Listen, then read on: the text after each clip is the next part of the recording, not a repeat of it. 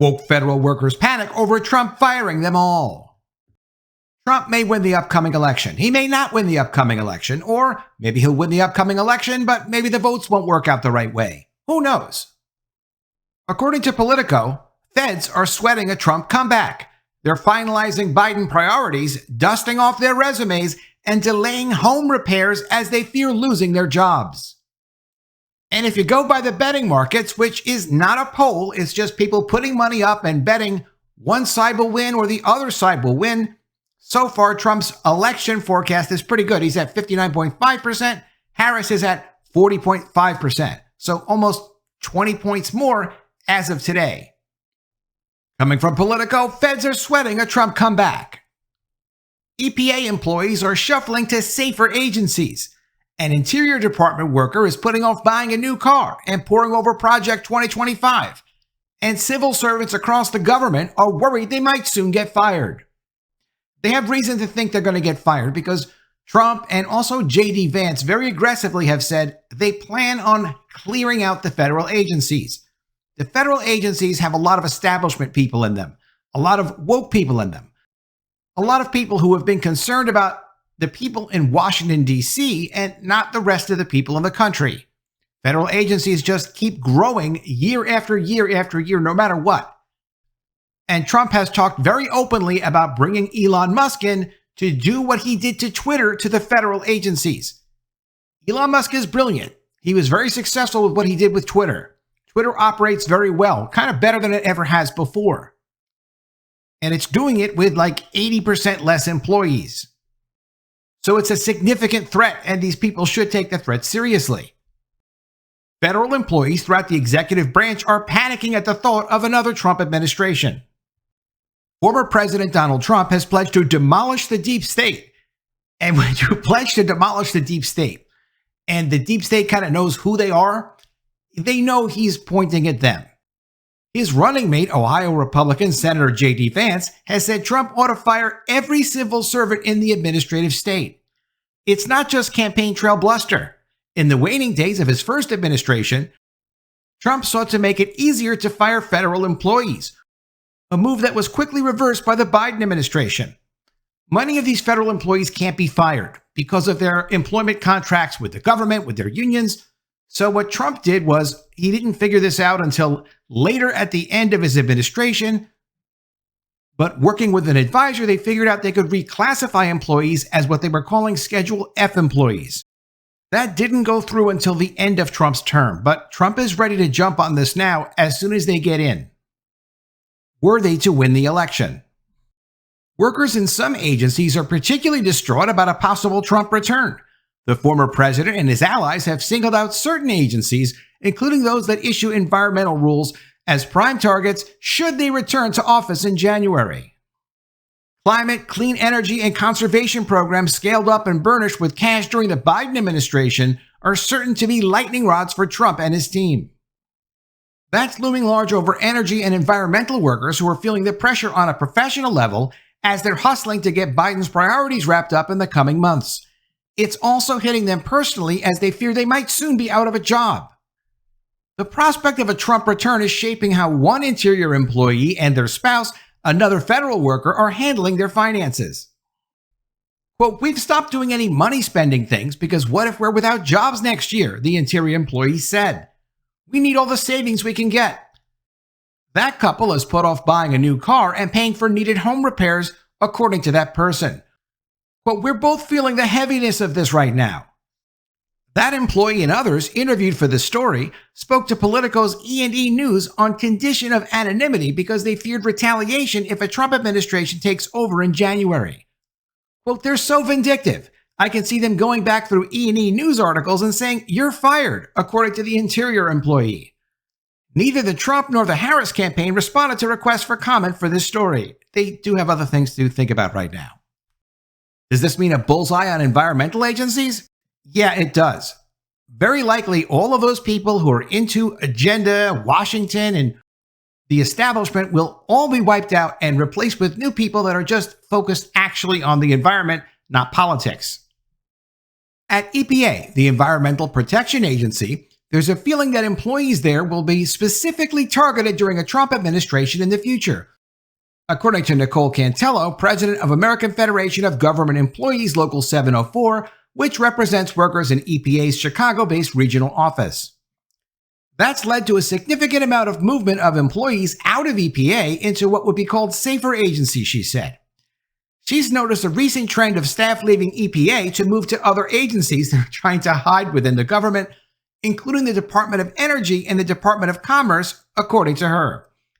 Those agencies, quote, are not so much under the microscope and were not so explicitly attacked by the previous Trump administration. She attributes the job moves to worries that it's not clear who's going to win this election and the risk to EPA employees who stick around if Trump returns to office. But people are worried, but anybody who has half a brain is existentially afraid for the safety of democracy, that person says. At the moment, people are very concerned with their day-to-day jobs and are working to make sure they can get a lot of good done now. There was a prevailing feeling of doom and gloom among government employees before Biden dropped out of the presidential race, said the Interior employee.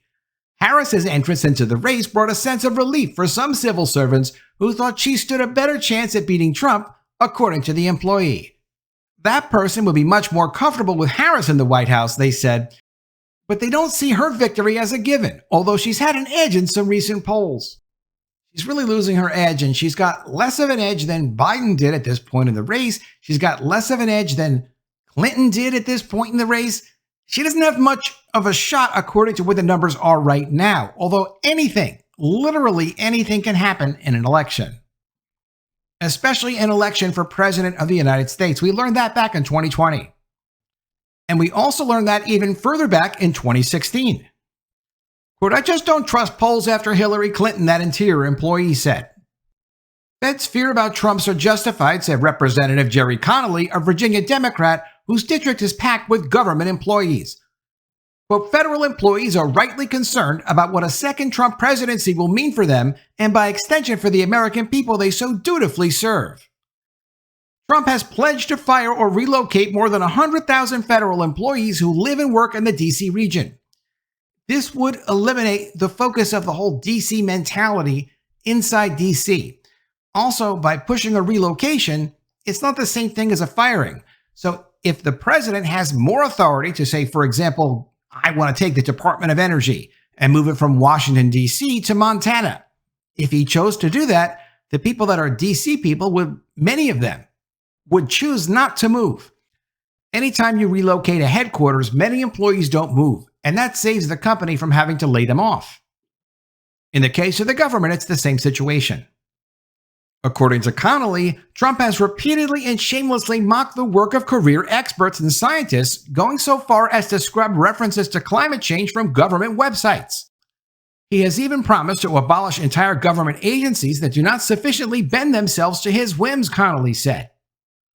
Trump and his allies, some of whom are still fuming over Fed's pushback during his first administration, are eager to make changes. Senior energy and environmental employees who served in the Trump administration have been vocal about their frustrations with civil servants when they were in office.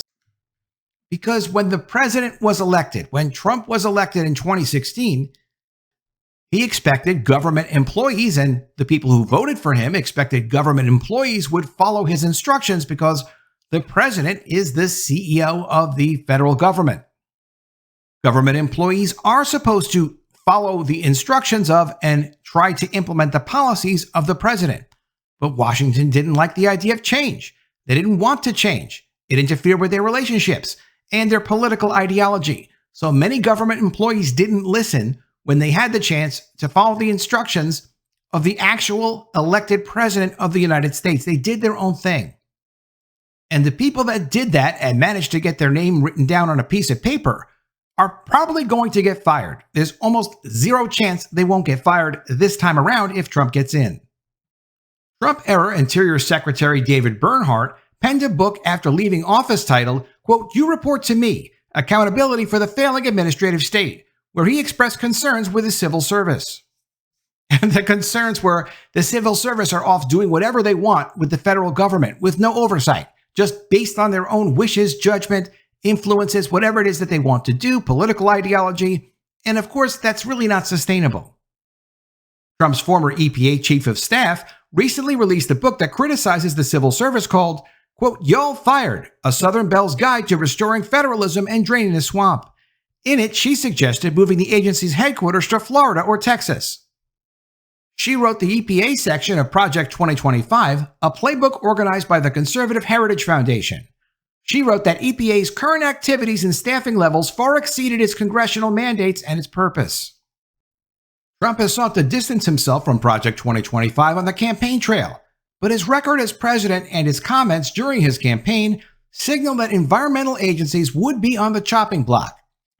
He floated cuts to the Interior Department and to environmental agencies more broadly earlier this year. For now, government employees are scouring the 922-page Project 2025 document for clues about their futures if Trump wins. Quote, "Every federal employee I know is reading Project 2025, said the Interior employee. As the Biden administration draws to a close, agency officials have been putting in overtime to wrap up their work, Cantello said. But we're seeing an increase as a union in overtime and comp time given out for people who are working more than 40 hours a week, Cantello said. That includes work on things like the massive climate law known as the Inflation Reduction Act, she said, as well as the air and water rules, quote, that the agency is trying to get out before a possible Trump administration takes office. There's a sense at EPA, quote, that we're all running to catch the train right now before it leaves the station, Cantello said. And there's a ton of money at stake. EPA has obligated $29 billion from the Inflation Reduction Act so far, said EPA spokesperson Nick Conger. The agency's on track to obligate nearly $38 billion from the law by the end of this calendar year. Quote, "The climate crisis requires immediate action," Conger said. "Communities are suffering from pollution. EPA is focused on responding to these challenges with urgency." Trump, meanwhile, has said he wants to stop climate spending in its tracks. He pledged on the campaign trail to rescind unspent cash from Biden's signature climate law. Doing so could be complicated, and Trump would face challenges holding back spending that Congress has approved. But Trump would have several possible avenues to try to block or stall spending on the Biden administration's $1.6 trillion in climate, energy, and infrastructure initiatives. Less than 17% of the $1.1 trillion those laws provided for direct investments on climate, energy, and infrastructure had been spent as of April, according to Politico. A Trump return is, quote, "a possibility and an eventuality, but it's not real yet," said one longtime EPA employee who has experienced past presidential transitions. Quote, "Everybody's just kind of focusing on the mission right now," that person said. "We've got a lot of work to do under this administration." The idea of having Elon Musk come in and remake the federal government to make sure that it's working for the people and that it's accountable and that quality people are in charge of important things and that they legitimately are doing the work of the people would be amazing. He's done some incredible things, from rockets to robots to electric cars to Twitter. Let's see what else he can do. Let me know what you think of all this in the comments below. Always love to see your ideas. Please be sure you are subscribed to the channel. Click the bell for notifications. Give me a thumbs up, and I'll see you again soon with another story. And if I don't see you, I will miss you.